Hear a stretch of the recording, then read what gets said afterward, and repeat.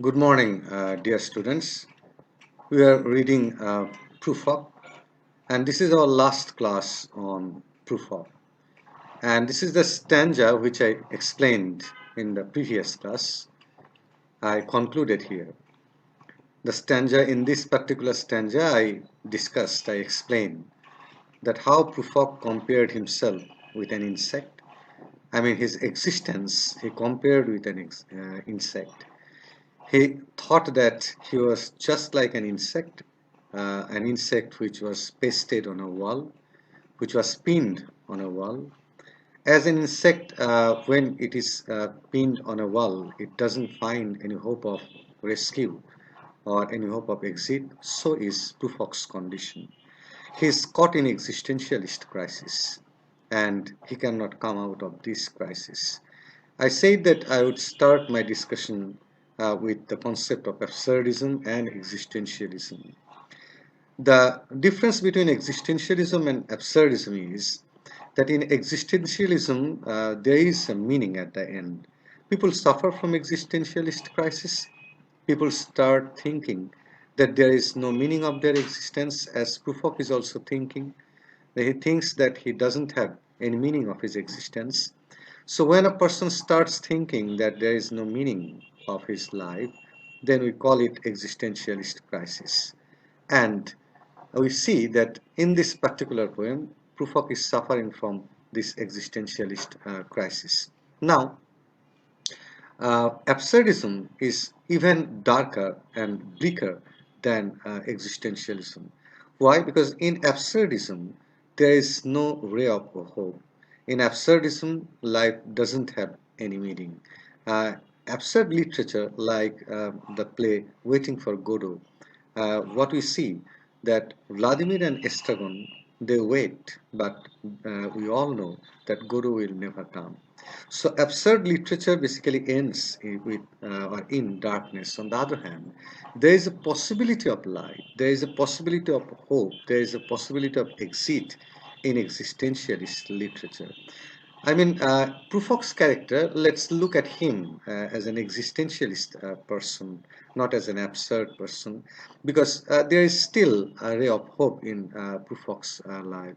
That's why we prefer to term him as an existentialist person. So he is suffering from existentialist crisis, and that is why he is again and again comparing himself with objects or with insects or with things that don't have any meaning or who don't have any possibility to find an escape from the situation they have been thrown. And that's why Prufrock compares him with an insect. So that is the difference between absurd literature and existentialist literature, or existentialism and absurdism. I repeat, in absurdism, there is no hope, and in existentialism, there is hope at the end. Well, even in existentialism, there is crisis, there is pessimism, there is meaninglessness of life, but still it ends with hope. So that is why Prufrock is still to some extent hopeful. Let's go to the next stanza. And I have known the arms already, known them all, arms that are braceleted and white and bare, but in the lamplight downed with light brown hair. Now, the lady, the girl whom Prufrock wants to express his love. Now we observe here that the girl exists. There was a possibility, or there is still the possibility, the way Prufrock expresses his sentiments towards love and towards his lover. Readers may start thinking that the lover, whether the lover exists or not, but we know that the lover exists, and that's why, or the girl exists, I should rather say, and that's why we see that I have known the arms already. So Prufrock says that he knows the arms, but he doesn't know the person. Knowing the arms, knowing the organs doesn't mean knowing the person. So this is again something fragmentation. So modern literature, in my previous class I explained that a person's character is also fragmented, a person's life is fragmented, sentiments are fragmented, thoughts are fragmented, everything is fragmented. And similarly, the person whom Prufrock wants to express his love is also fragmented. And that's why he is talking about the arms, he's talking about the bracelet, arms that are braceleted and white and bare. But in the lamplight, down with light brown hair, and he is also talking about the girl's hair. Is it perfume from a dress? And Prufrock is also cautious about, he is also conscious of the perfume, and he thinks that the perfume is digressing him, and he is becoming rather, he is concentrating on unimportant issues instead of love. But all these things indicate that the girl exists. And arms that lie along a table or wrap about a shawl, and should I then presume, and how should I begin? Now he again says that the girl sits, she spreads her arm, and the arm is white, and she's wearing a shawl, and the arms are spread on the table, and she has used perfume. And he also says, Prufrock also says, that it might be the perfume that creates a kind of digression in his thoughts. And he says then that how should I begin? That means he is very confused and he doesn't have any confidence how to start, how to express love, how to express a person's sentiment is completely unknown to Prufrock.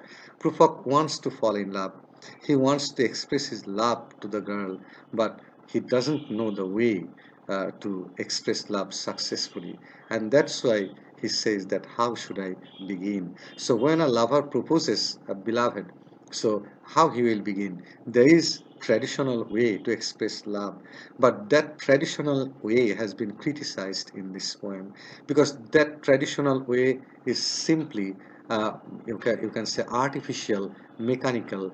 Thousands of lovers, thousands of people over the ages, over the centuries, they have expressed their love in traditional manner, and that traditional manner is often a kind of pretension. So that pretension of lovers in expressing their love towards beloved has been exposed through these lines.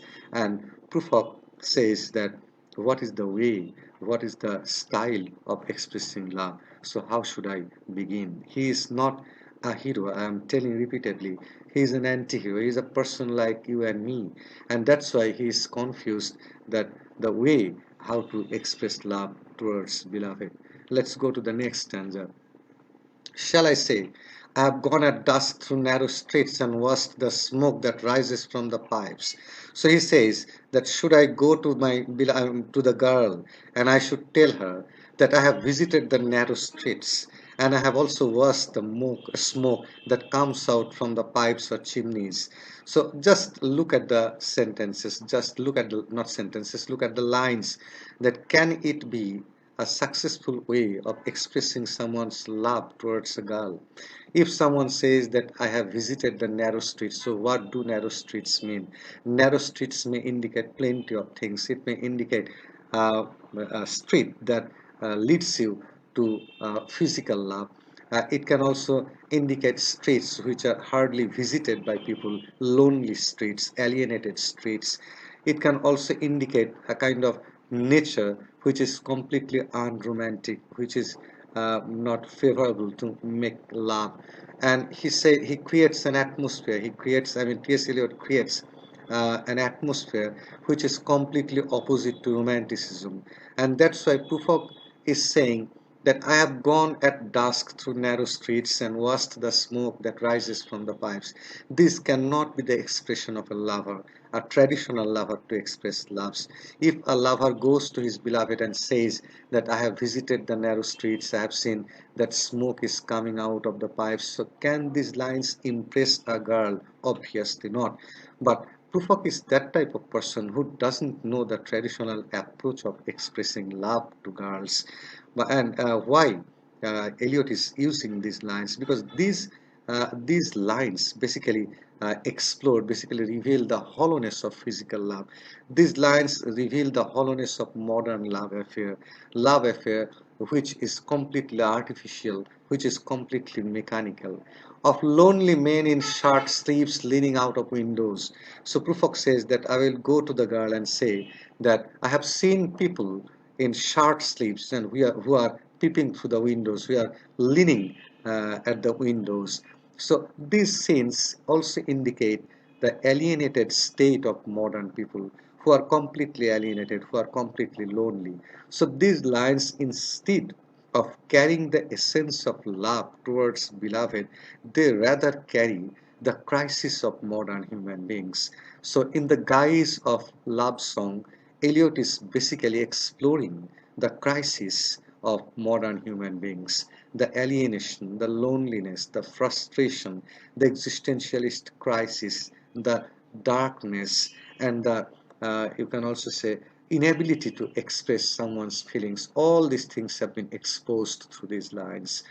I should have been a pair of ragged claws scuttling across the floors of silences. Again, Prufrock compares himself. We saw it in the previous stanzas that he compared himself with an insect. And now again, we see that he is comparing himself with a pair of ragged claws. That means he is almost drowned in the sea. He is almost drowned in the sea of life. He is drowned in the sea of existence. And he compares himself with the creature in sea who is drowned, who is trying to, as a last resort, who is trying to raise the hands and tell the world that I am trying to survive, please save us. So, but there is nobody in the world to save that person. So his situation is compared to that kind of aquatic creature which is aspiring to survive, but nobody is there around the creature to save him.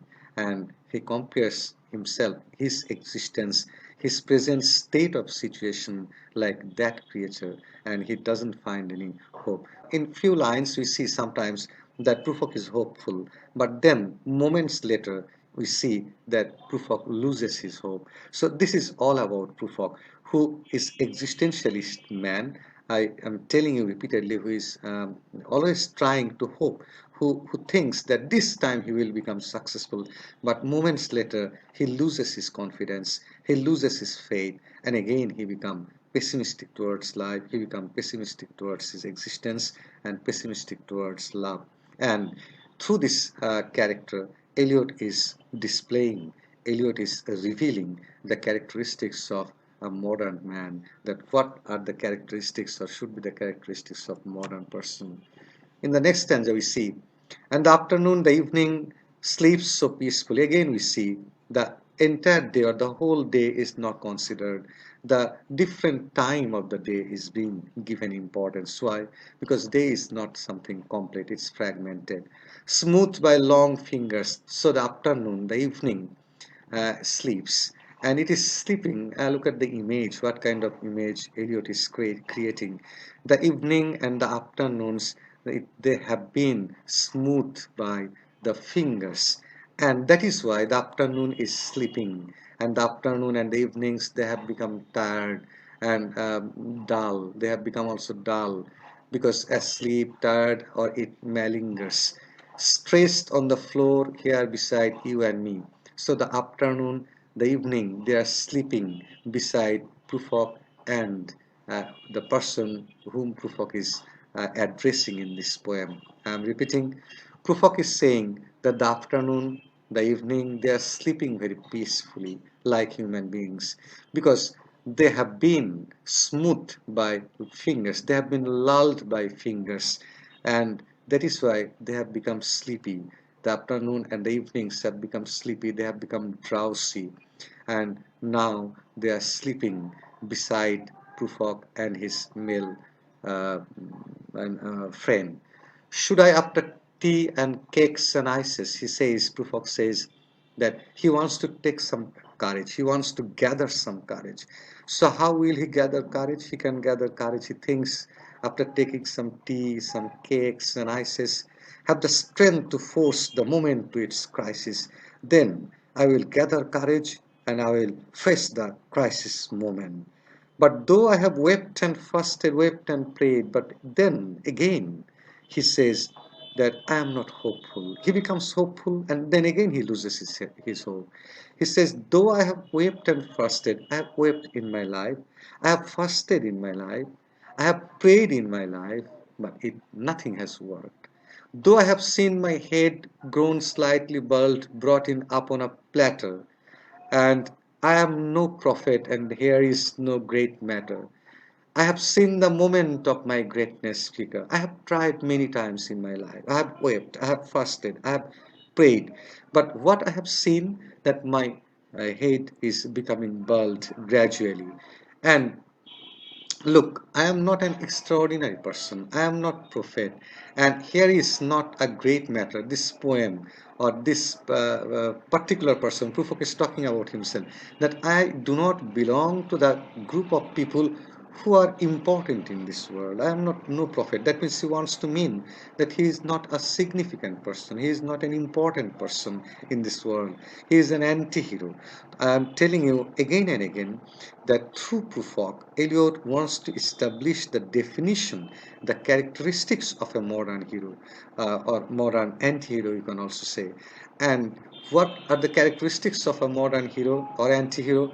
The characteristics are, I have explained many times while discussing this poem, that he is, I am no prophet. That means Prufrock is not a significant person, and here is not going to happen any significant issue. It's a very simple issue. Here we are discussing the aspiration of a lover who wants to express his love towards his beloved, and that's all.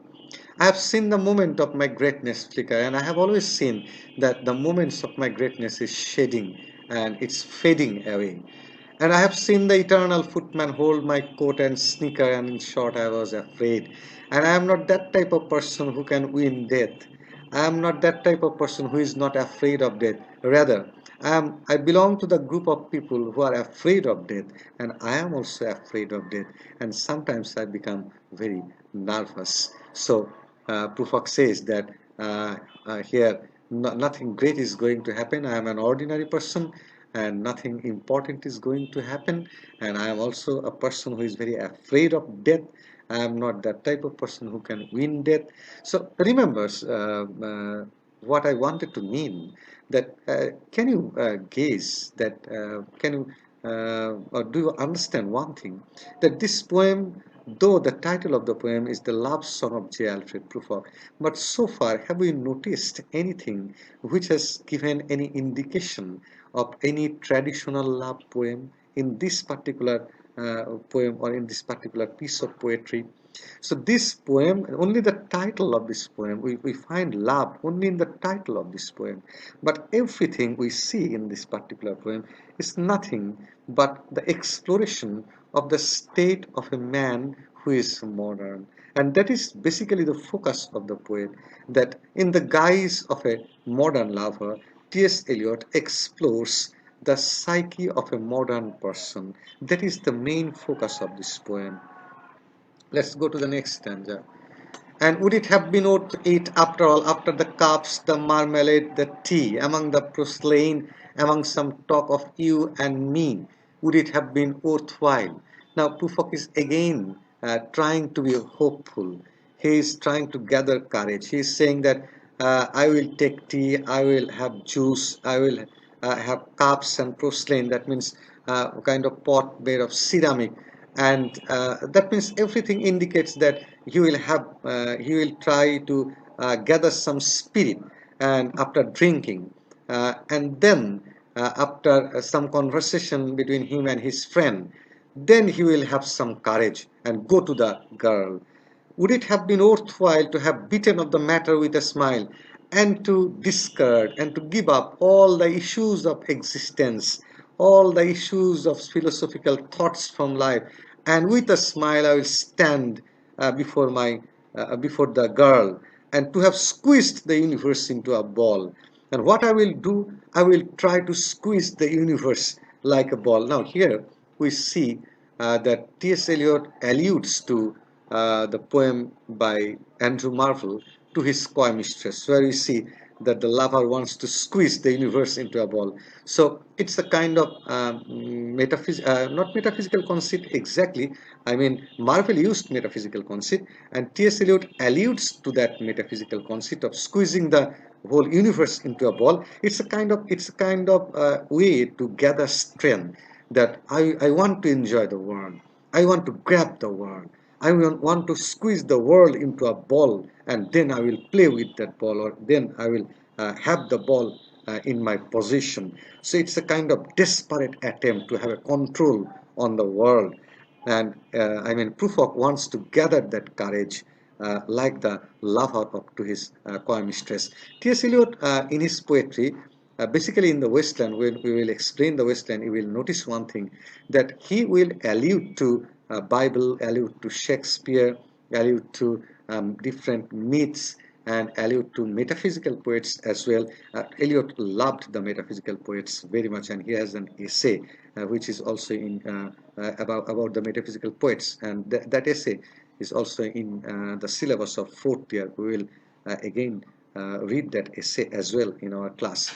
So Eliot loved the metaphysical poets, and that's why sometimes he will give reference of the metaphysical poets to express his attitude and his philosophy towards different issues.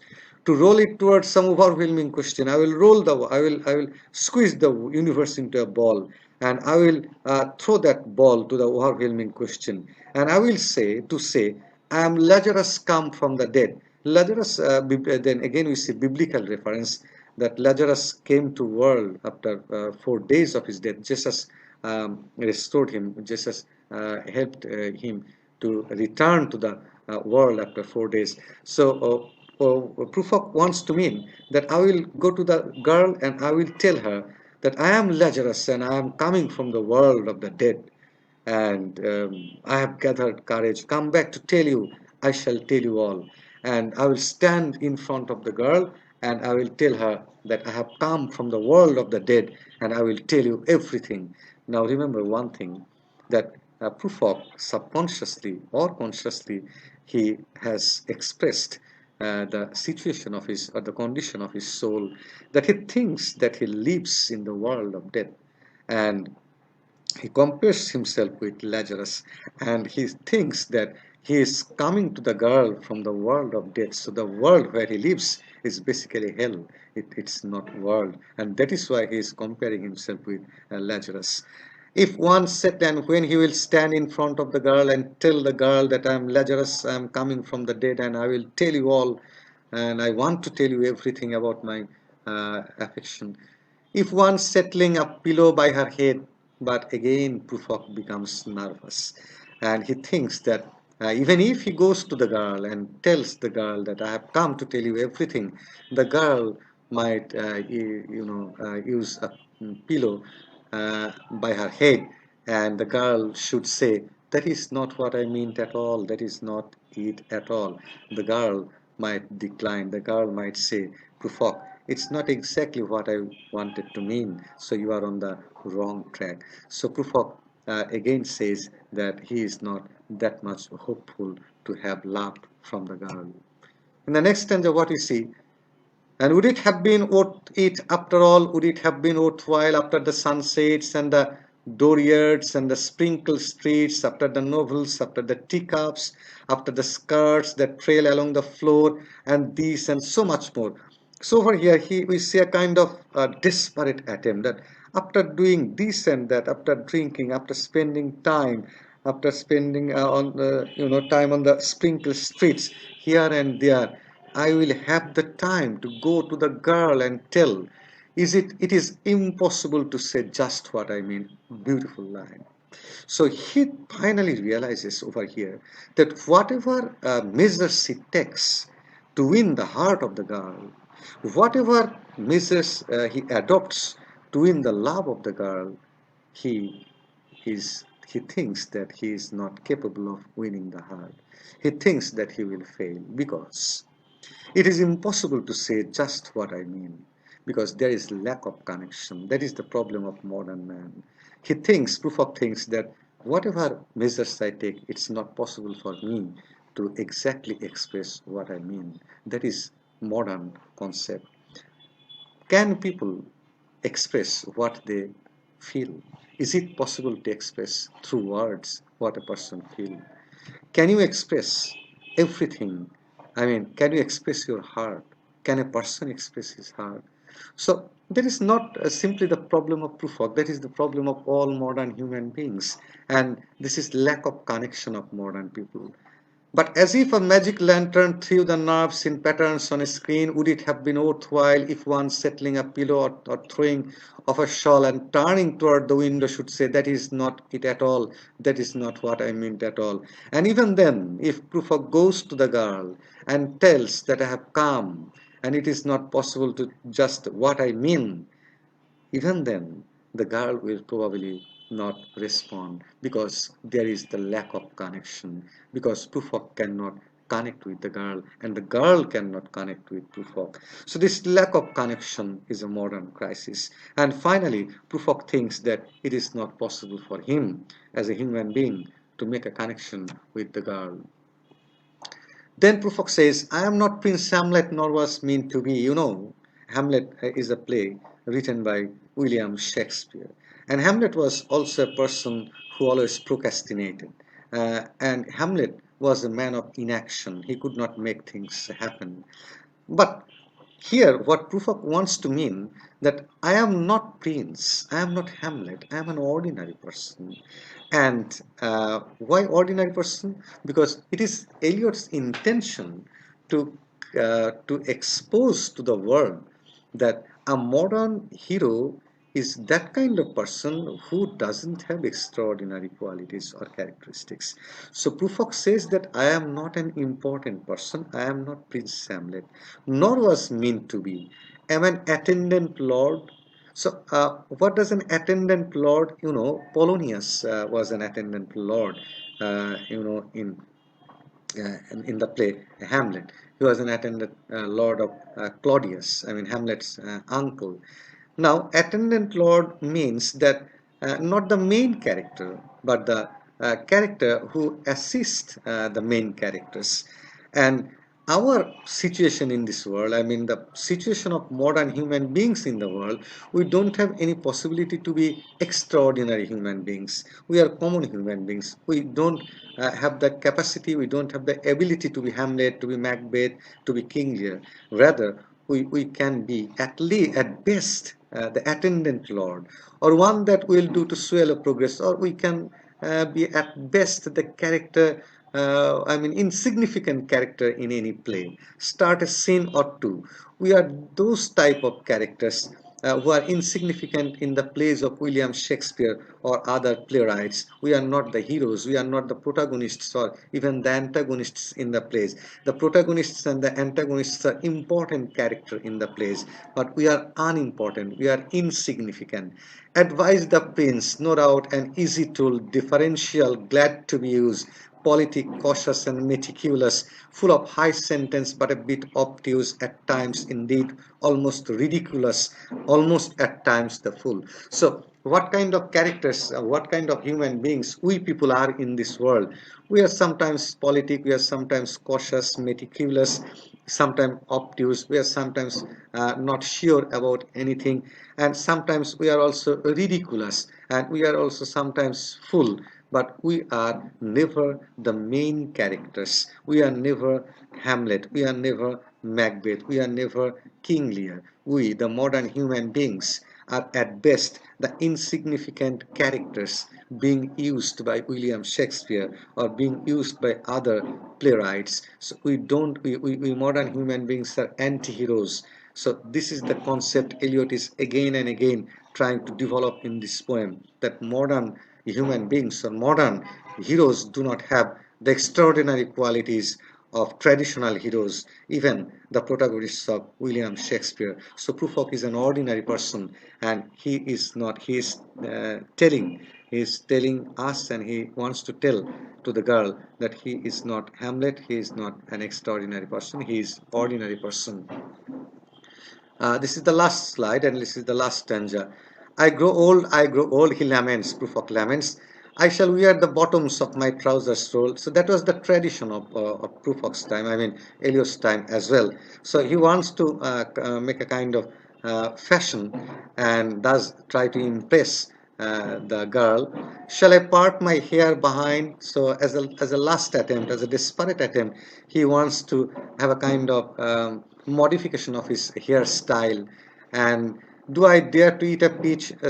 When he goes to, when he thinks about eating a peach, he says that should I show the courage of eating a peach? So how nervous the person is, that he wants to part his hair, but he doesn't have the courage. He wants to eat a fruit, but he doesn't have the courage. So again and again, he is suffering from indecision.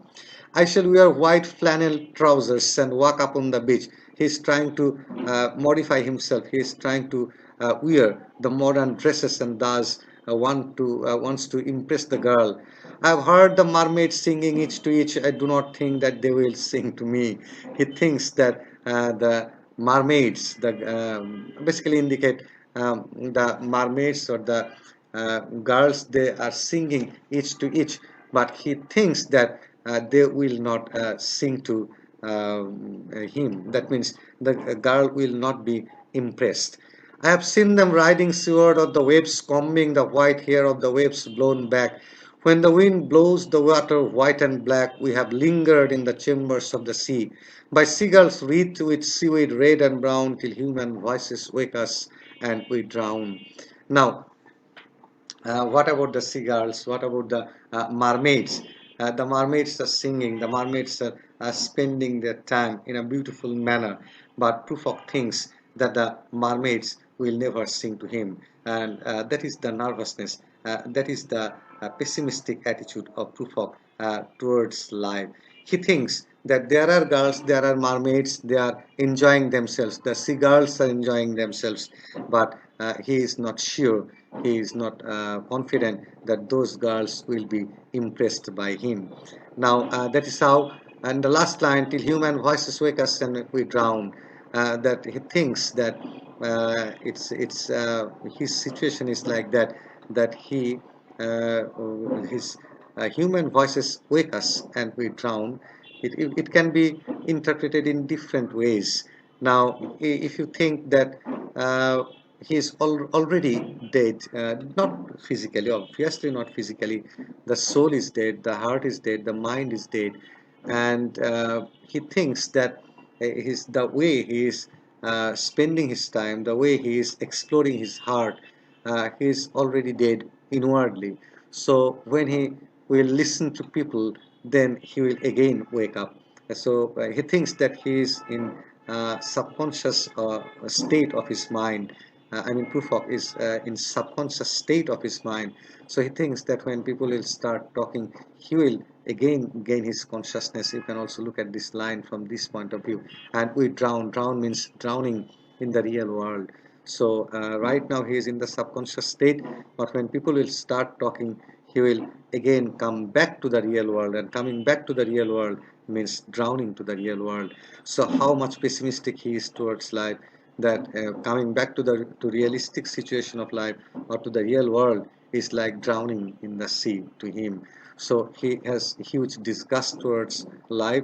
He has huge disgust and pessimistic attitude towards life, towards love. And Prufrock is obviously he is a person by means of whom T.S. Eliot has developed a modern human being who represents or who is an archetypal modern man. So over here we conclude this poem, and in my next class I will start the wasteland. Till then, goodbye. Thank you very much.